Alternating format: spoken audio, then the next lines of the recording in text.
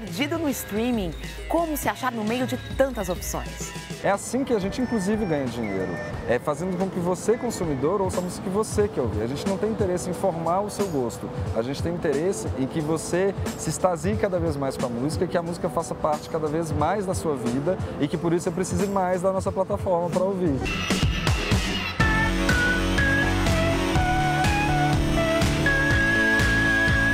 Los Carpinteros de Cuba, no Brasil?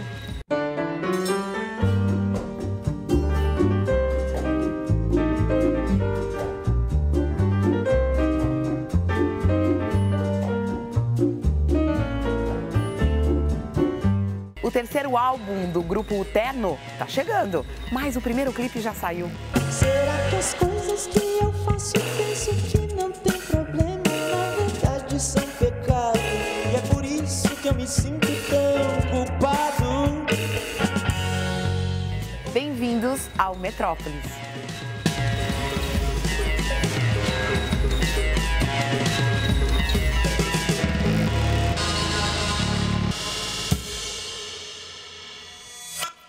A forma como você ouve música hoje mudou. Você já mergulhou no infinito mundo do streaming? Ou tem uma desconfiança, hein? Eu fui conversar com os editores do site de música Monkey Buzz e com o diretor de relacionamento da plataforma Deezer. Eu acho que ao lado dos meus vinis e CDs, eu finalmente estou me rendendo. Onde é que está a principal diferença de ouvir música hoje nessas plataformas? Eu acho que no acervo, no tamanho do acervo. Seja coisa recente ou seja coisa anterior. Porque a quantidade de coisa é muito grande, porque facilitou tanto a produção quanto a distribuição de música também, né? Tá tudo lá na minha frente e aí eu abro e grito, digo, o que é que eu ouço? Porque também é meio angustiante. E aí você tem ferramentas nessas plataformas que de alguma forma vão te ajudando a ter um perfil, a formar ali um grupo de músicas, de artistas, não é? Com certeza. Por isso que eu acho que vai ser cada vez mais comum a gente ouvir as pessoas falando que são muito ecléticas. Os seus amigos ali dentro podem te recomendar coisas, você tem acesso às playlists de influenciadores gerais, sejam marcas, parceiros, editores, artistas.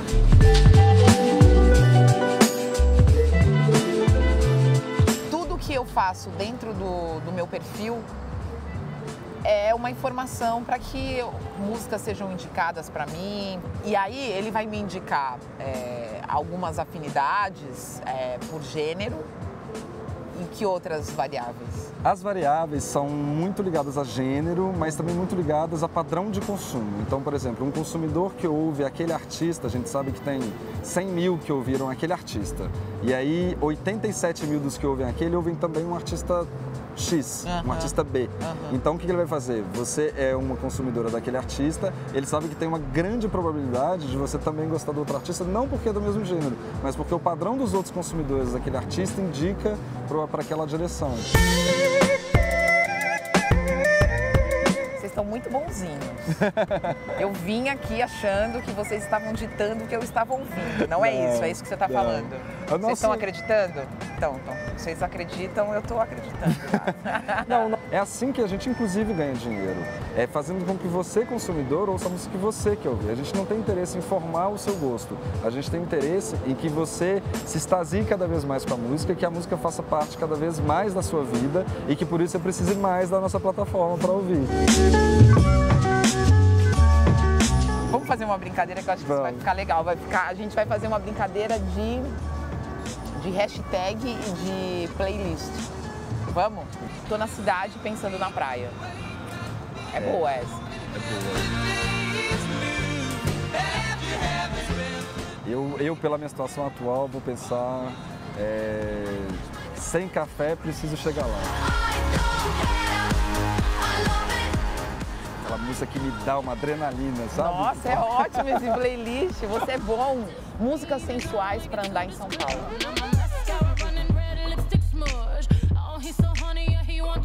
Pra sorrir no metrô. Olha que bacana essa. Pra sorrir no metrô. Ele é muito melhor do que eu. Não. Pra sorrir no metrô. Da varanda, vejo você. Eu tava olhando aquela varanda, pensando... Sei lá, amor é um tema muito bom pra playlist sempre. Na varanda, vejo você.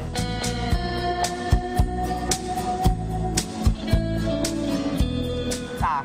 vou parar, que ele tá ganhando muito. Parei. Não é uma Então disputa. Parei, um beijo.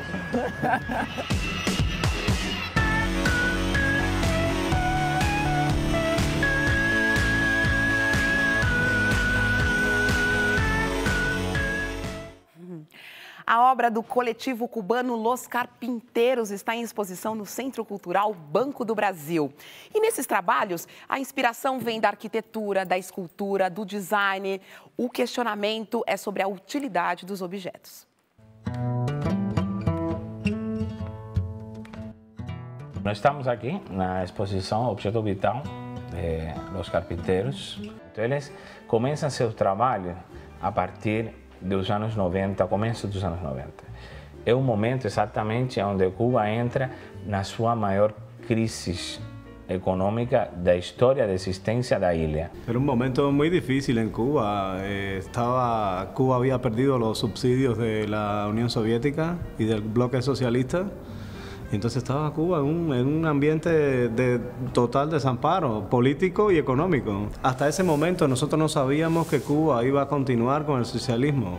En el momento que nosotros nos unimos pensábamos que tal vez Cuba iba a moverse en una dirección diferente, ¿no? Y nos hemos quedado con esa esperanza siempre, ¿no? Eles foram pouco a pouco, de forma absolutamente espontânea, usando os materiais de casas abandonadas, tocos de árvores, o que se encontrava na rua, para a partir daí ir criando objetos básicos, úteis e objetos artísticos. No había nada en Cuba para hacer arte, todo estaba colapsado. Yo creo que buscar madera fue una solución para nosotros práctica.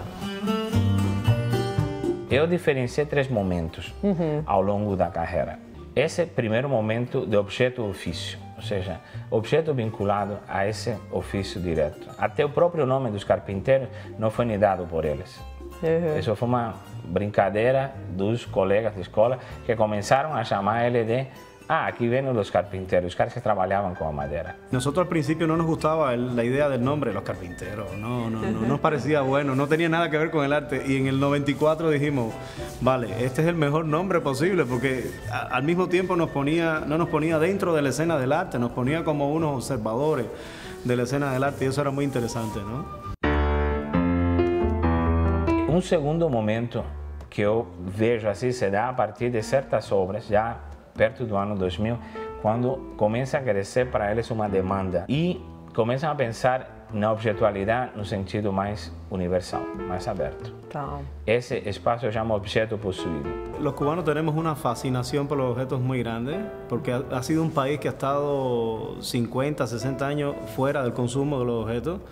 No hay supermercado, ha sido un país que ha sufrido la carencia de objetos de todo tipo durante muchos años. Entonces los cubanos viven un poco obsesionados con los objetos, con los objetos de consumo, vivimos.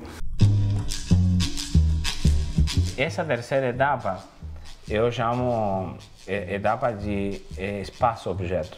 E especificamente a gente dedica uma sala que é muito espartana, mas importante, à questão do uso da linguagem e do uso dessa semântica da linguagem dentro da arquitetura e dos objetos. Esta pieza es la interpretación de un monumento que hay en Moscú. Esto es una serie de obras que... inspiradas en arquitectura monumental de los campos socialistas, de los países socialistas. Esa fue la idea que nos vendieron a nosotros cuando éramos niños, ¿no? Pero sin el Lego. Sí. O sea, el Lego es lo más capitalista que tú puedes haber visto en la vida. Entonces es como la piel de las esculturas que nosotros hacemos, ¿no? No estamos tratando de ser contestatarios. É só reflexo do que vocês viveram. Somos contestatarios por naturaleza. Sim.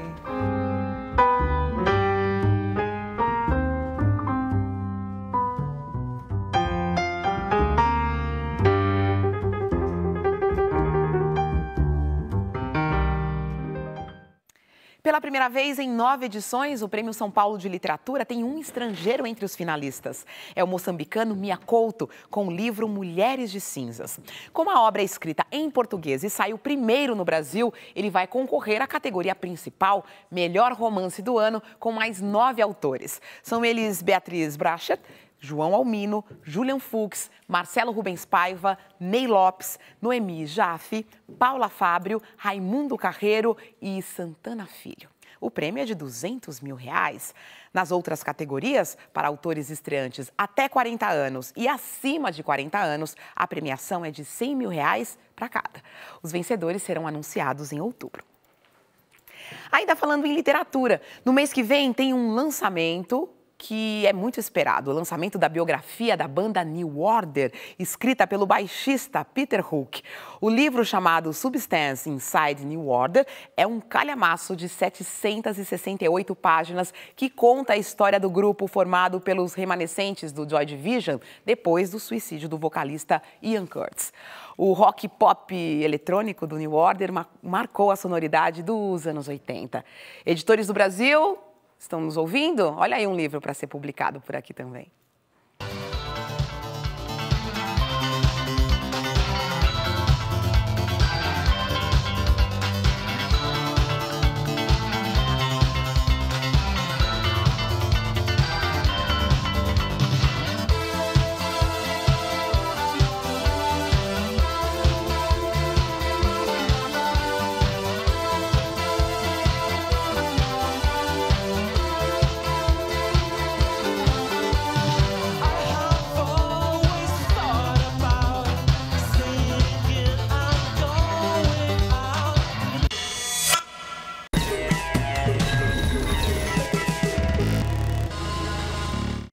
Metrópolis de volta com a cantora e compositora Olivia Byton, que é a nossa convidada de hoje. Mas ela não veio cantar, não.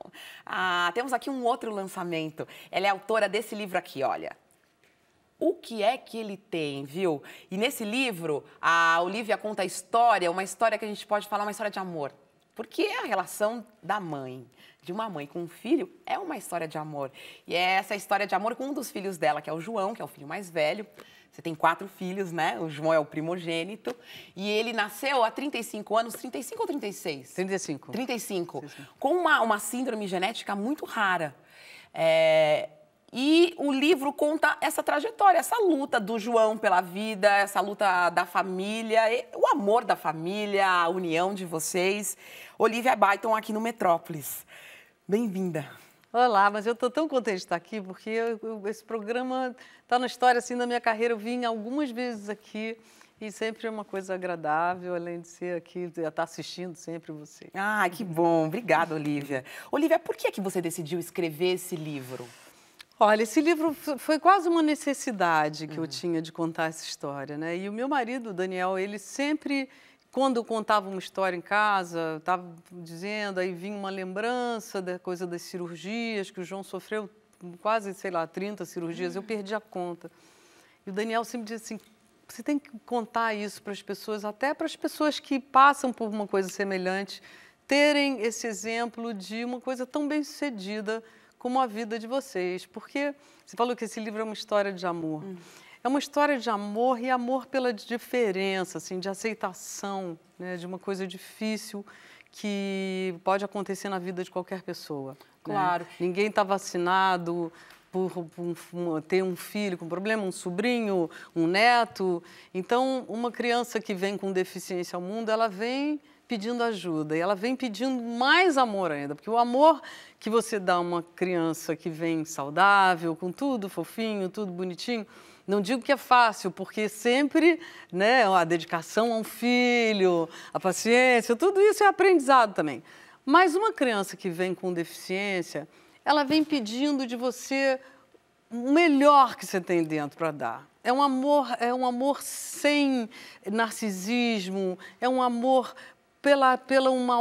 o outro mesmo, né? O outro que nasce pedindo a tua ajuda, o teu amor na singularidade, o teu apoio e a aceitação, que muitas vezes eu conto no livro, né? Não, que é difícil. Agora, imagine, você teve o João com 22 anos, o seu primeiro filho. A gente tem uma expectativa sobre a gravidez, sobre o que é aquela criança, como ela será, sobre a vida daquela criança. E aí você se deparou com uma criança que estava longe das suas expectativas, bem longe das suas expectativas. Pois é, veio uma outra criança. Veio outra criança. E quando a pessoa passa por isso, eu tenho acompanhado durante a vida do João, muita gente me liga, muita gente me escreve, pedindo para eu narrar como é que foi a minha experiência, né?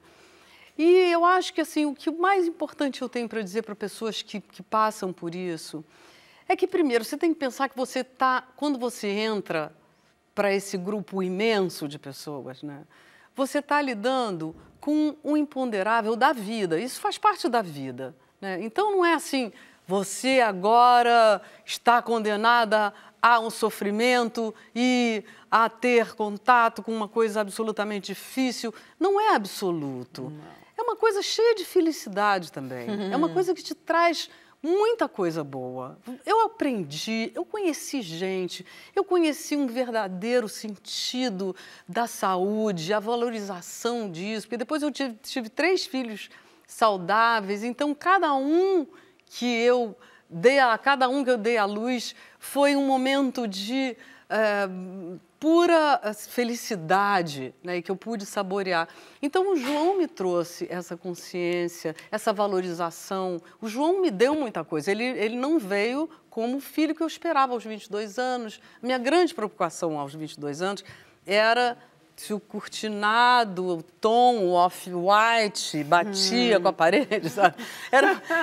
E mesmo assim, a coisa da perfeição. Eu fui adepta do Nascer Sorrindo, do Frédéric Leboyer, na época fazia uma moda, tinha que apagar o ar-condicionado da sala, abaixar a luz e ter uma música suave tocando naquele nascimento. E aquele nascimento veio com, enfim, cirurgia, corta a cabeça, abre o crânio para o cérebro poder respirar, ou seja, veio a própria vida sem respeitar nenhuma regra, né? E dizendo, olha aqui, é isso. Telefone para você. Acorda aí que vamos lá. E o negócio pegou por uma... Você precisa de uma atitude madura, não é uma brinquedinho, não é a imagem e semelhança sua. Não. É tudo o que você vai precisar agora se debruçar para amar. Né? Então, um outro tipo de amor. A gente tem umas fotos da família aí que a gente vai colocar no ar. E aí eu vou aqui pegar uma frase de alguém da família, que é o Gregório do Vivier, que é o seu filho também. Aí tá todo mundo junto. E ele começa aqui na apresentação dizendo que o João era uma criança normal para ele e para as irmãs. E que sempre foi uma criança normal. E que ele só descobriu que o João não seria uma pessoa normal porque as pessoas perguntavam o que ele tem. E no livro você narra muito isso, a sua luta e a da família, para deixar o João independente, para deixar o João circular na sociedade, para não esconder o João. Com certeza, eu tive uma força muito grande dos familiares todos. A minha mãe foi uma batalhadora junto comigo, ela me ajudou muito. Eu acho que isso daí também é muito importante. Quem passa por uma coisa dessa precisa da ajuda da sociedade, precisa da ajuda da família. E eu acho que isso daí compensa muitas outras falhas. Assim, a gente vê o apoio. Eu na época, perdi amigos. Eu conto no livro que muita gente que se afastou, uns com medo de não conseguir enfrentar bem, encarar bem a deficiência do João, outros com medo de eles devem estar agora precisando de dinheiro para cirurgias, teve de tudo, né? Então, eu acho que a gente teve o apoio da família, que se uniu muito, se fortaleceu muito, e muita gente, enfim, a gente passou para esses meninos que vieram depois, essa ideia da solidariedade, sabe? E que o João, com todas as diferenças dele, ele precisava ter a oportunidade de todo mundo. Então, o João, todo mundo dentro do carro, veio o João junto. Vamos passear de barco não sei aonde. O João via na proa mergulhar. O João aprendeu a andar de bicicleta, aprendeu a remar, aprendeu a fazer tudo no tempo dele. Claro, né? porque ele E a tem criança tempo. com deficiência tem isso, tem uma defasagem de tempo. Algumas muito grande, né? Tem casos de paralisia cerebral muito severa, que realmente vai demorar muito mais. Mas, por exemplo, síndrome de Down. Muita gente, meu filho nasceu com síndrome de Down, agora o que será? Tem que encarar melhor isso, sabe? São crianças muito alegres, muito queridas, que aprendem a se virar incrivelmente bem. Eu conheci agora também, né? Uma professora, uma moça que se formou em professora e com síndrome de Down, a Débora, esqueci o sobrenome. Mas, enfim, o João está trabalhando no Movimento Down, que é uma organização, uma ONG. Que é maravilhoso também. Então, você sempre tentou. Mas, e aí, a luta nas escolas e na própria sociedade, de sair com uma criança na rua e as pessoas olharem, é difícil. E, mesmo assim, você... Primeiro, no livro... na maior parte do tempo, tem um olhar de esperança e essa conversa que você está tendo aqui, de olhar para frente, de seguir a vida. E você não parou a sua vida. 84, por exemplo, João tinha 3 anos. 3 anos. Olha aí, você estava aqui no Metrópolis. Não tinha nem Metrópolis ainda. Você estava aqui no Panorama. Olha aí.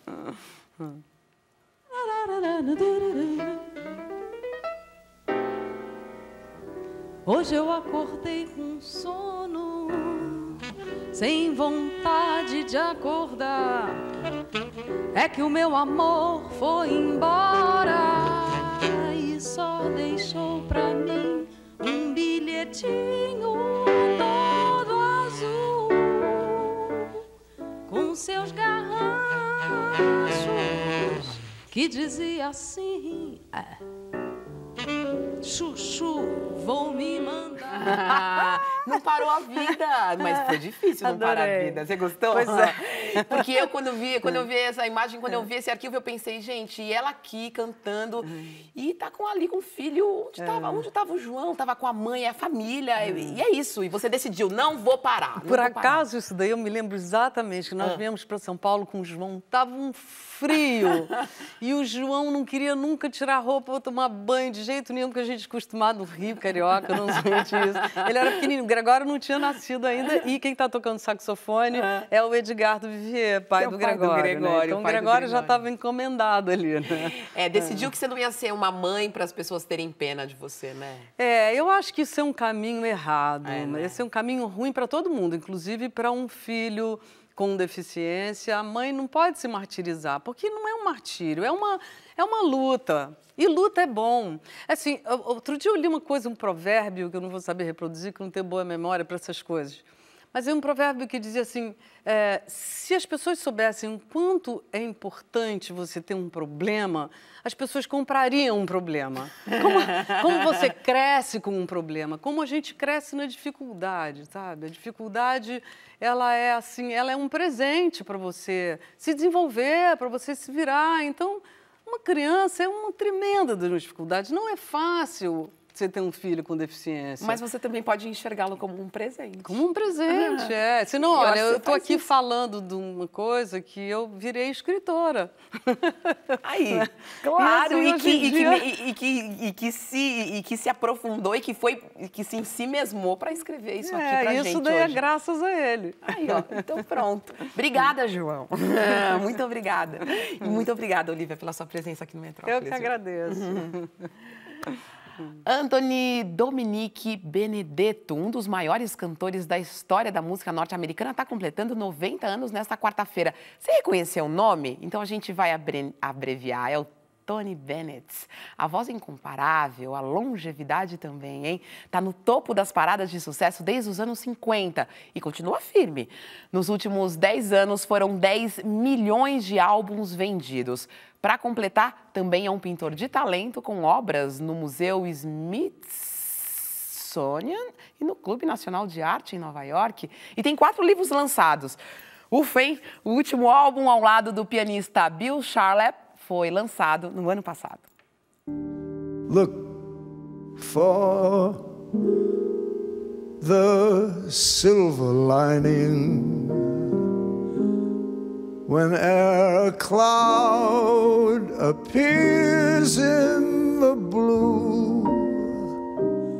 Remember, somewhere the sun is shining, and so the right thing to do is make it shine for you.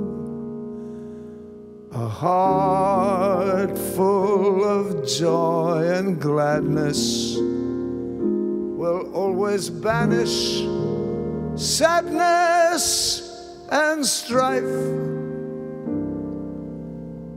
So always look for the silver lining and try to find the sunny side of life.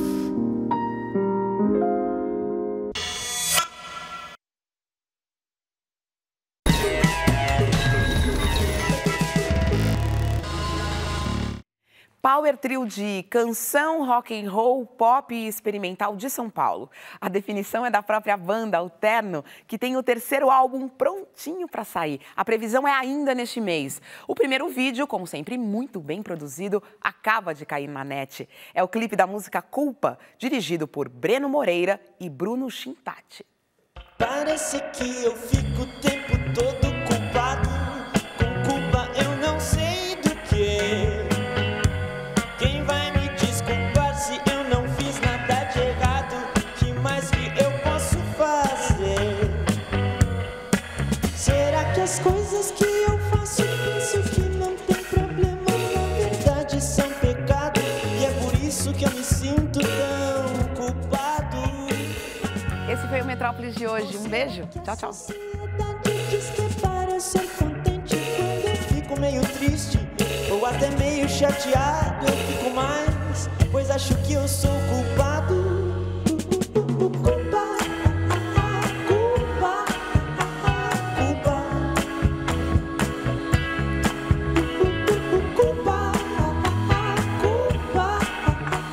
culpa.